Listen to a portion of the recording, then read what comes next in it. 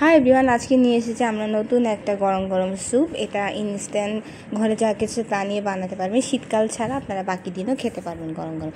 এই যে আমরা এখন নিয়েছি ডিমের কুসুম, টমেটো কেচাপ, সয়া সস, মরিচের গুঁড়ি, লবণ আর বিট লবণ দিয়ে ভালো করে এটাকে আমরা সটে করে নিয়েছি আর চুলায় দিয়ে দিচ্ছি। এরপর দিয়ে দিচ্ছি হচ্ছে আমরা আদা বাটা আর রসুন বাটা দিয়ে দিলাম। তারপর দিয়ে দিচ্ছি হচ্ছে ডিমের সাদা অংশটা, তারপর কর্নফ্লাওয়ার। এরপর দিয়ে দিচ্ছি হচ্ছে আমরা বাঁধাকপি, আর দিয়ে দিচ্ছি হচ্ছে ধনেপাতা আর কাঁচামরিচ দিয়ে আর লেবুর রস দিয়ে ভালো করে এটাকে আমরা নেড়ে ফেলছি। এই দেখুন, নেড়ে ফেলার পর আমরা 4 কাপ পানি দিয়েছি। আপনারা আপনাদের মেম্বার অনুযায়ী পানি দিবেন।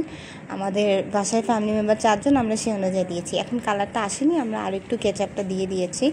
কেচাপটা দিয়ে ভালো করে নাড়ছি, তাও কালারটা আসেনি। এখন আমরা আর একটু দিয়ে দিচ্ছি মরিচের গুঁড়ি, যাতে ভালো করে কালারটা আসে। এখন চলে এসছে কালারটা, এটা নাড়তে থাকবো।